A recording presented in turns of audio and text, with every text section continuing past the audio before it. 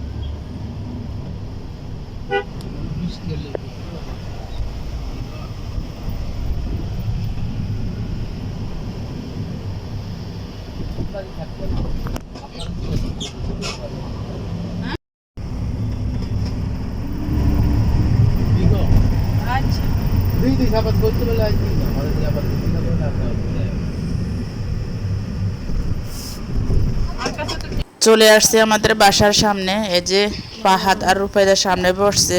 আর আপনাদের ভাই এখন আমাদেরকে নামাই দিয়ে সে চলে যাবে বাড়িতে, তার কাজ আছে। সে এখন বাসায় যাবে না, তার কাজ আছে। আসার সময় হয়তো বা আমাদেরকে নেওয়ার সময় হয়তো বা যাবে, জানি না। তো সবাই আমাদের ভিডিও জুড়ে আমাদের সঙ্গে থাকুন, দেখতে থাকুন।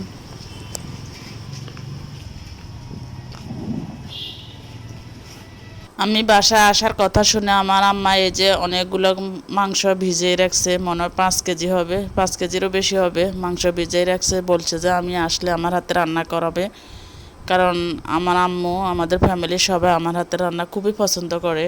আর আম্মু তো সবসময় বলে আমার হাতের মাংস রান্না নাকি খুবই সুস্বাদু হয়, তাই আম্মু এই মাংসগুলো ভিজিয়ে রাখছে। তো আমি আসিয়ে এখন আর কি করব, রান্নার কাজে লেগে পড়লাম। তো এই মাংসগুলো আমি সুন্দর করে ধুয়ে পরিষ্কার করে নিয়ে নিচ্ছি। আর রান্নাটা এখন বসাই দেব। দেখেন একটা বড় হাঁড়িতে আমি মাংসগুলো ঢেলে এর উপর সকল ময় মশলা দিয়ে দিচ্ছি। এখন এক এক করে সকল ময় মশলা দিয়ে আমি এই মাংসগুলো রান্না করে নিয়ে নেব।